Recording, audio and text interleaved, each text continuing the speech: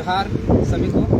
जैसा कि हम बोले थे कि जो डुमरी में फर्जी केस हुआ है, सबसे पहले तो ये वीडियो हर वो व्यक्ति तक पहुंचा दीजिए, झारखंड के जितने भी लोग हैं, ताकि जान सके कि यहाँ झारखंड में किस तरह का तानाशाही शासन चल रहा है, किस तरह का पुलिस प्रशासन का जो रवैया है आम लोगों के प्रति, आम नागरिकों के प्रति किस तरह का रवैया समझ सके। जैसे कि हम बोले थे कि हम बहुत जल्द वेट एंड वॉच कीजिए कि हम बहुत जल्दी फर्जी केस का पर्दाफाश करेंगे। डुमरी में जो फर्जी केस हुआ है, ये चारों व्यक्ति 5 लड़के गए थे, 5 लड़के गए थे, उनमें से एक अभी नहीं है मौजूद, ये जेल बेल लेके अभी वापस आए।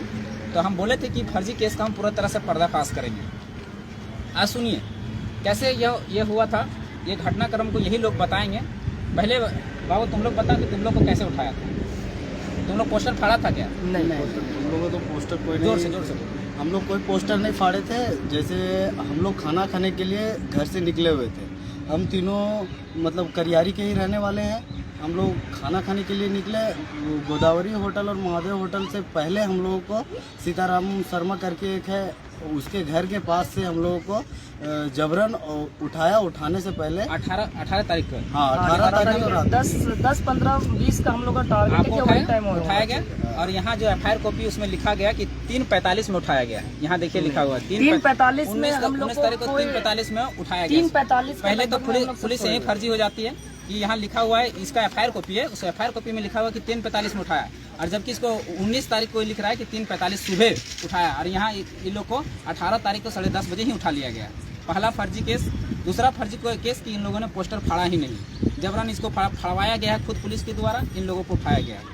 दूसरा हो गया फर्जी साबित हो गया। तीसरा इसमें लिख रहा है कि CCTV फुटेज खंगाला गया, तो CCTV फुटेज अभी तक क्यों सार्वजनिक नहीं किया गया? तीसरा चौथा बात बोलता है कि मोतीलाल महतो और जयराम महतो के इशारे में किया गया है। तो मोतीलाल महतो और जयराम महतो के इशारे में किया गया है, तो उसका कॉल डिटेल्स चाहे चेक किया जाए अगर उसे किया, और अगर वैसा किया गया है कि मोतीलाल महतो भागने में सफल रहा, तो उस समय हमारा लोकेशन चेक किया जाए कि हम कहाँ मौजूद थे। उस समय हम कस्माकुरा के फील्ड में मौजूद होंगे, लोकेशन निकलेगा, लोकेशन निकाल लीजिए। अगर नहीं तो आप गलत हैं, पूरी तरह से फर्जी केस है। अब ये 2 लड़के हैं, ये 2 लड़के बोकारो से हैं। ये 2 लड़के बोकारो से ये लोग फुआ घर गए थे, बेको गए थे। बाबू क्या हुआ था घटनाक्रम बता, जोर से बता। हम लोग को मेन रोड में उठा गया, हाथ मारा DSP फीमेल ड्रेस में, उसके बाद ओवरटेक किया, उठाया, मारपीट किया हल्का फुल्का।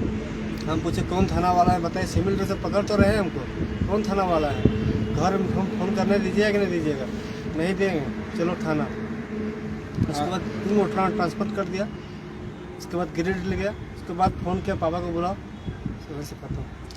तो देख लिए आप लोग को मारा गया, पीटा गया। और धारा क्या क्या लगाता है? 353 अनिसारकारी काम में बाधा डालना, 323, 341, 414, 506, 427, 120, मतलब 8, 6, 1, 2, 3, 4, 5, 6, 7, 8 धाराएं लगा के लोग को एडिट कर देता है। और मारता भी, पीटता भी। क्या जुर्म था, क्या किया था ये लोग? आतंकवादी थे ये लोग को, तो बात कैसे ले गया था जैसे आतंकवादी हो। इतना कोयला चोर, इतना बालू चोरी इतना हो रहा है, सब पनाह दे रहा है। उन लोग को कभी तो देखा नहीं जाए यहाँ का पुलिस, कभी तो दिन दहाड़े चोरी हो रहा है, दिन दहाड़े डकैती हो रहा है, ये लोग तो कभी दिखता नहीं, कभी सूझता नहीं। और ये काम जो हो रहा है एक पार्टी के जेएमएम जो झारखंड मुक्ति मोर्चा है, उस पार्टी के इशारे पर हो रहा है। एक यहाँ के सुपुत्र हैं, यहाँ के पूर्व विधायक थे, उसके सुपुत्र के इशारे पर काम हो रहा है। ये लोग, इनके पिताजी का हम जब निकाले, इनके पिताजी भी बात हुआ, तो इनके पिताजी जेएमएम के ही कार्यकर्ता थे। इनको जेएमएम के षड्यंत्र के तहत इन लोगों को फंसाया गया। ये लोग तो अपना फुआ घर आए थे रात को, इन लोगों ने पुलिस का हाथ मारा तो बेचारे डर से नहीं रुके। लेकिन ये लोग दो जो लड़के हैं, ये जेएमएम के ही कार्यकर्ता थे और इनको फंसाया गया। और ये हम लोग बैरिकेड भी, बैरिकेडिंग भी यही लोग, होल्डिंग है ये लोग ही लगाए हैं। ये जेएमएम का खुद कार्यकर्ता थे। ये यहाँ पर ये जो हम लोग जब जांच किए तो यहाँ समझ में आ रहा है कोयला का कारोबार। यहाँ जेएमएम का 2 गुट था कोयला का। इन लोगों को साजिश के तहत फंसा दिया गया और नाम दे दिया गया कि जयराम महतो और मोतीलाल महतो के इशारे पे पोस्टर फाड़ा गया। तो ये पूरा तरह फर्जी हो गया। अब दूसरा फर्जी सुनिएगा, यहाँ पर एक है फर्जी, सुनिएगा इसका। यहाँ पर है एक सूरज महतो को 17 तारीख को एग्जाम है, 17 तारीख को उसके पास एडमिट कार्ड भी है, 17 तारीख एग्जाम है, वो है ही नहीं। दूसरी बात 17, 18, 19 उसका सूरज महतो को हॉस्पिटल में काम करता है, वो 17, 18, 19 को 17 को एग्जाम था, 18, 19 को ड्यूटी किया। आप चाहे तो उसका रिकॉर्ड भी चेक कर सकते हैं हॉस्पिटल में आए, यानी यहाँ फर्जी है।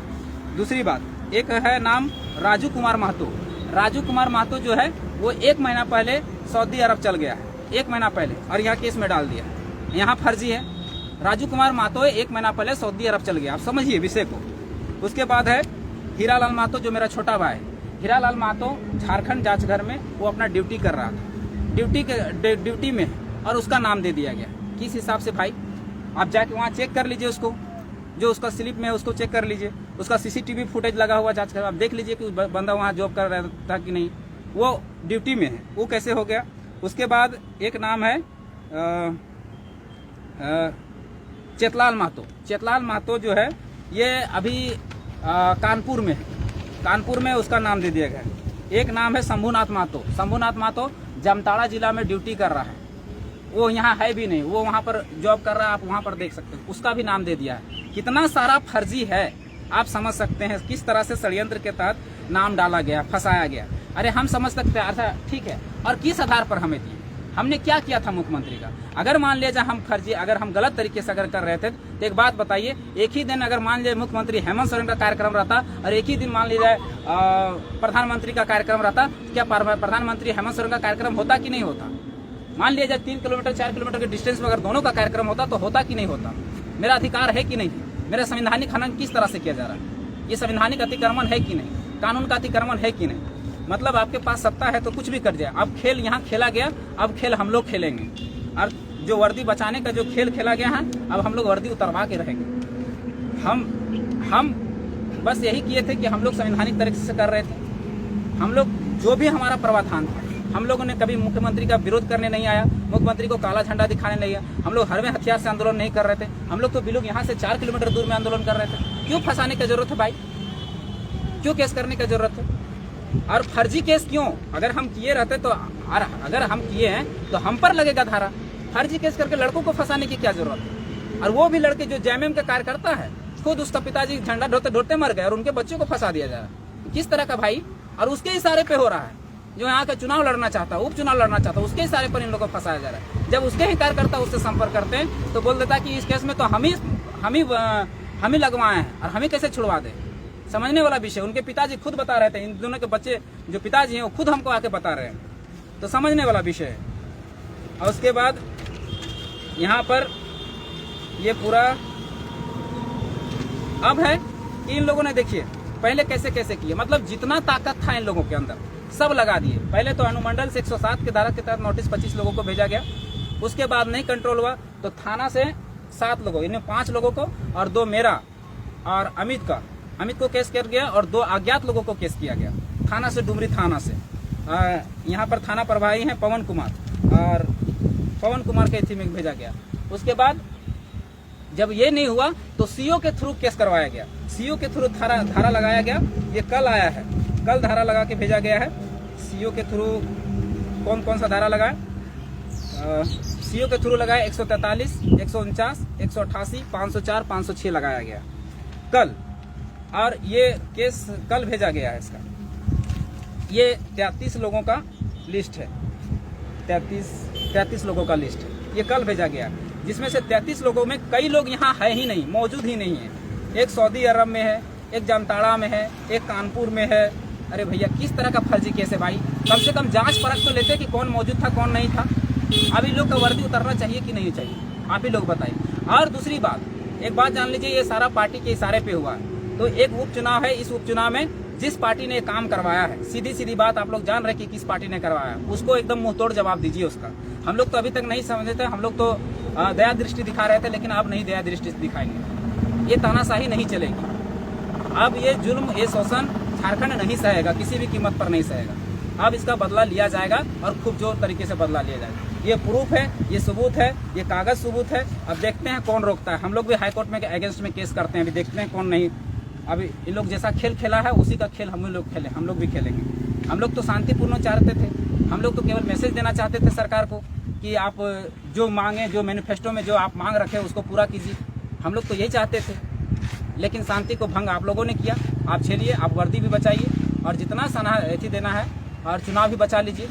जो चुनाव का खेल खेला गया वो भी बचा लीजिए। अब हम लोग चुनाव में भी अभी हम लोग चिंतन मंथन करेंगे, और नहीं होगा तो हम लोग भी कैंडिडेट उतारेंगे। और अगर नहीं हम लोग कैंडिडेट उतारे तो इस बार जितना भी जनता जो सुन रहे हैं, इस तरह का शोषण और जुर्म जो रवैया है, अगर इस तानाशाही सरकार को और यहाँ के जो जनता है वो गांठ बांध लीजिए कि अगर फिर से इसको हाथ मजबूत करते हैं तो फिर से ये इस तरह के 5 युवा का पीढ़ी बर्बाद करने के लगा रहेगा। क्या कसूर था इस पर? अब ये धारा लगा दिए इन पर, मान लीजिए इसका उम्र अभी नौकरी करने का, नौकरी हो पाएगा? यही जब कल दिन करेक्टर सर्टिफिकेट बनाने जाएगा तो कह देगा कि क्रिमिनल एक्टिविटी, क्रिमिनल है। और अभी इसको फंसाया कौन? अभी कौन सा उम्र हुआ इसका? 20-25 साल का उम्र में इसको फंसा दिए, इस युवा पीढ़ी को 5 को भविष्य बर्बाद कर दिए अपने राजनीति के चक्कर में। तो इसको गांठ बांध लीजिए, इसको सबक सिखाना है, सबक देना पड़ेगा आने वाला चुनाव में। धन्यवाद, जोहार। अगला फिर से हम लेके आएंगे इसी पर, अभी 2-3 एपिसोड आप देखते रहिएगा।